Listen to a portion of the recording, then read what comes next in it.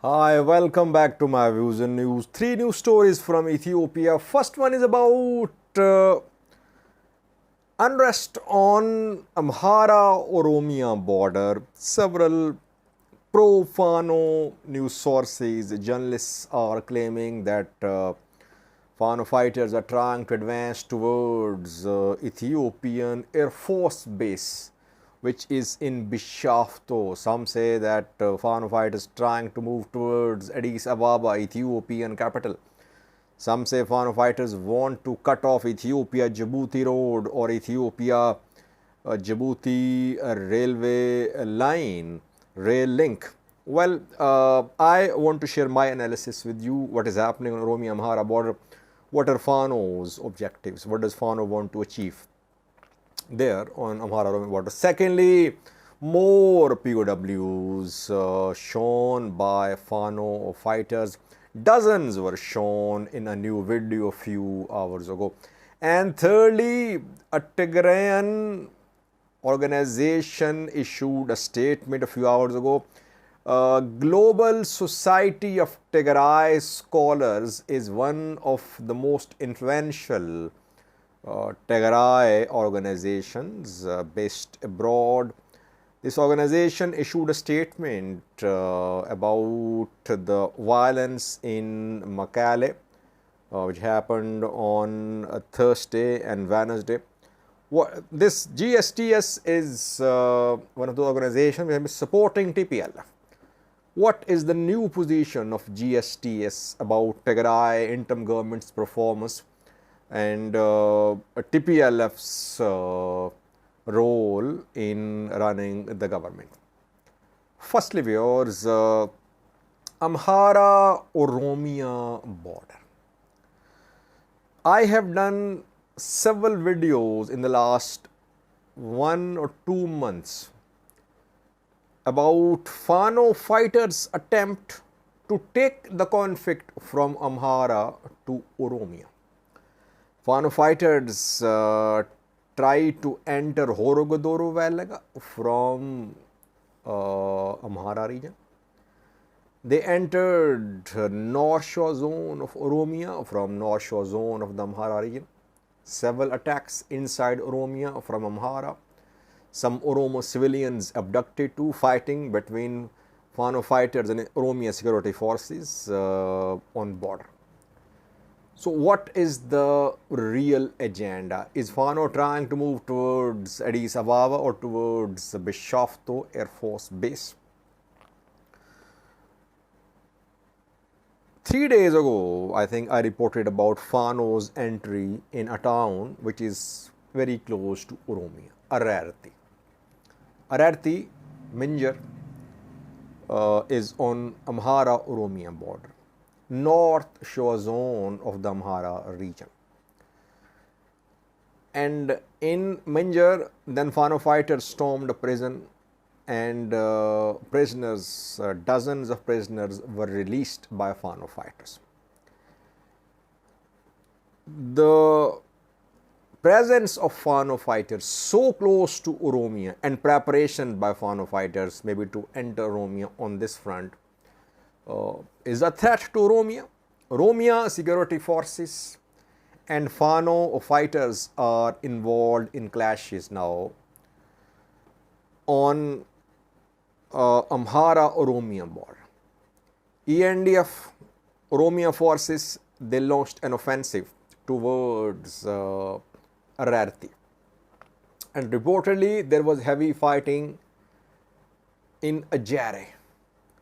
Ejere, I think, is in East Shava, Oromia region, Oromia Amhara border. Oromia security forces want to push Fano away from Ejere, from Ararti. Ararti is in North Shore of Amhara region. Fano fighters pushing towards Oromia. So what is the objective? Do Fano fighters want to reach Bishafto? Do they want to cut off Bishafto Addis Ababa road? Do they want to cut off Addis Ababa to Afar road? What is the agenda? Firstly, I don't think that Fano fighters want to attack Bishoftu Air Force Base. Some Amhara activists are making this claim. I don't see Fano fighters make a move toward Bishoftu. Though Bishoftu is being used against Fano fighters. In a video a few days ago, I tried to analyze the place from where drone strikes are being conducted. Drone strikes in North Shore zone of Amhara are being conducted from Bishoftu. Ground control stations of TB2s or Winglongs are stationed in Bishoftu. That is what seems to be the case. So, Bishoftu is a legitimate target for Fano fighters. But advance towards Bishoftu is not easy. Even from Ejere to Bishoftu, there is 20-kilometer distance, more than 20, around 30-kilometer distance. I don't think Fano fighters would go so deep into Bishoftu, towards Bishoftu. Why? Because they'll be encircled. They'll be encircled and they'll be vulnerable to extermination, if this is the right word. They are operating freely in Amhara because they have massive public support. I don't think they'll move towards Bishoftu. Then what is their target? Their target is Addis Ababa to Afar Road, Ethiopia-Djibouti Road, which connects with Addis Ababa to Valenchiti Road, Shiva to Addis Ababa Road, their first target.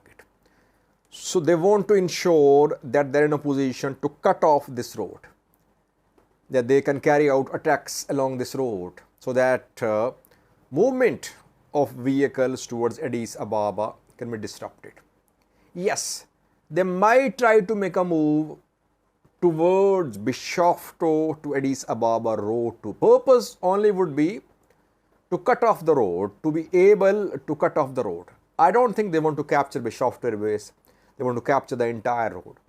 They want to have their presence along the roads leading towards Addis Ababa. They'll try to strengthen their presence in North Shore of Amhara, which is not fully under their control. And from there, they'll try to launch hit and run attacks on Addis Ababa to Valenchiti Road, Addis Ababa to Bishoftu Road. Though Addis Ababa to Bishoftu is difficult to reach. Addis Ababa to Valenchiti, Addis Ababa to East Shiva can be reached. And that is what their target is. So they want to cut off the section of the road which connects Addis Ababa with Ethiopia-Djibouti Road, and they might try to disrupt Ethiopia-Djibouti railway service too. And that is why fighting ongoing in Ejere reportedly. Ejere is in Oromia, on Oromia-Amhara border. It means that Fano fighters have managed to enter Oromia once again. Fano fighters, why do they want to take this conflict to Oromia? They want to take this conflict to Oromia because they know that in border areas, Oromia-Amhara border areas, majority of residents is Amhara. So they'll get public support there. But if they go deep into Oromia, they'll be encircled. Oromo population, they won't be in a position to operate freely there. So they want to make the border areas destabilized, and they have the claims to these areas. While North Shore of Oromia as well, they claim that these areas are part of Amhara region. So it's not that Fano fighters want to capture Bishoftu or they want to capture Addis Ababa at this point of time. I think at this point of time, their target is they want to remain stationed in those areas of Oromia where there is Amhara majority, and they want to have their presence close to the roads leading to Addis Ababa. They might carry out hit and run attacks along these roads. Secondly, viewers, more Prisoners of war captured by Fano fighters, ENDF members taken prisoner. Since Jula, Birhan Jula, military chief challenged Fano fighters. We have seen several videos showing ENDF members taken prisoner. Obviously, there is internet blackout, there is total communication blackout in the Amhara region, so it's difficult to get real-time information from Amhara. It takes time for these videos to come to us, but videos are being published by pro-Fano accounts, by Fano fighters, by Fano-backed news outlets showing that ENDF members are being taken. By the way, people say, Sajid, why is that ENDF members taken prison everywhere? TDF took them, TDF captured them, Ola captures them, and now Fano. Is Ethiopian National Defense Force a modern, capable army? 2 points I want to make. Firstly, people underestimate Fano. I have been trying to tell the people, mostly critics of Fano, that Fano is not just a few farmers, unarmed or not well equipped. Fano consists of battle-hardened Amhara Special Force members, thousands. Fano consists of commanders from abroad, like that Israeli commander killed in Amhara. Fano consists of ENDF members. Fano consists of those Fano fighters who were part of the war, in the 2-year-long war. It's not just an ordinary militia, firstly. And even I think some Fano fighters are more experienced than ENDF members, because they fought in the 2-year-long war. Yes, ASF members too. And these ENDF members shown in the videos, taken prisoner, they are young soldiers, recruited maybe a few months ago or a few years ago, 1 year, 2 years ago. Can they match the capabilities of battle-hardened ASF members? No, they cannot. ASF members, some of them trained in Eritrea too, Fano fighters too. So that is why, yes, when we compare capabilities, here Fano fighters have an edge. It's not that all Fano fighters are more skilled than ENDF members, but there are Fano fighters. We call all members of Fano, whether they are ENDF or ASF, as Fano. But there are battle-hardened, skilled people there, firstly. Secondly, whenever there is internal conflict, it's difficult to keep army united. Military split in civil wars. Everywhere it happens, because civil wars have political disputes in the background. Political disputes lead to political disputes, territorial disputes, ethnic disputes that lead to start of civil wars. And militaries always split in civil wars, because militaries consist of different groups, people from different ethnic groups. It's a challenge, always a challenge, to keep a military united when there is civil war, when there is internal conflict. Since Fano fighters have immense public support, it's difficult for Ethiopian military to stay united and fight like a unified, strong, very cohesive one unit. How did Fano fighters manage to expand their control in Amhara? Some Amhara government officials, local level, PP members, they supported Fano factions. And some Amhara prosperity members openly supported Fano. It means there are elements in government supporting Fano. Same is the case with ENDF too. There are elements in Ethiopian National Defense Force which don't want to fight. I am not saying that entire ENDF is against the war, the conflict, the military operation on Fano. There are elements. That is why these ENDF members, they are captured, because sometimes they don't have the morale needed to continue the fight. clip for you at the end of this video showing dozens of new ENDF members taken prisoner by Fano. Now, new videos show not 1, 2, 3 or 4 4 ENDF members taken prisoner. New videos being shared show dozens of Ethiopian army soldiers taken prisoner by Fano fighters. Thirdly, viewers, GSTS has issued a statement at last. Global Society of Tigray Scholars issued a statement a few hours ago about the incidents in Mekelle, where on Tuesday, Wednesday and Thursday, dozens of opposition party workers, politicians were arrested, beaten, humiliated, tortured by Mekelle police, which Mekelle police calls a skillful handling of the situation. I would first of all appreciate Tigray diaspora organizations. Most of them raised their voice, condemned government action, torturing of political workers in Mekelle. They criticized Tigray interim government. They criticized TPLF as well. And I have been urging the diaspora to speak. I've been saying diaspora is a key player. Tigray is still relying on diaspora. Tigray is in need of diaspora support for rebuilding, for reconstruction. And it's good to see diaspora organizations speaking for democracy. They don't back Salsavojene or Badona or TDF. They want democratic, transparent Tigray. GSTS is very pro-TPLF. And GSTS issued a statement today, and it asked for the release of.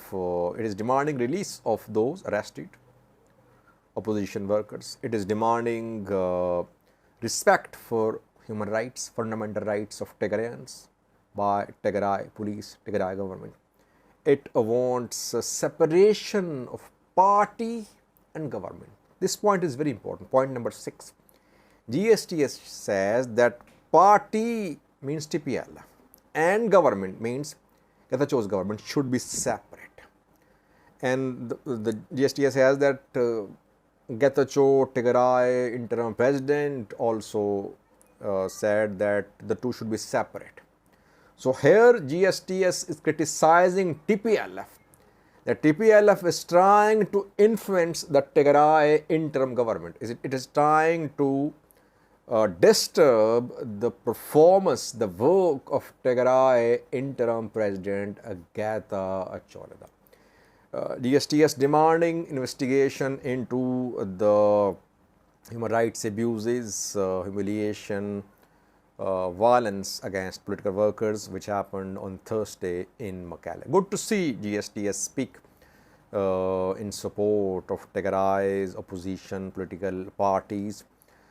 And I think GSTS is accusing TPLF. GSTS is backing Tigray interim government, that TPLF is making the key decisions, not interim government of Tigray. Getachew, I did a video this morning. I said Getachew can only survive if he talks to opposition parties, if he talks to demobilized Tigray fighters. He should not let TPLF handle this issue. TPLF might scapegoat Getachew at some point. Getachew will have to tackle the situation himself. Talk to opposition parties, talk to demobilize TDF members, establish a platform, maybe sack a few police officials involved in violence, and start public discussions with opposition parties. That is the way forward. Otherwise, TPLF, which is the real government, will try to crush opposition, and Getachew will be the casualty of this TPLF's ambition to crush opposition parties.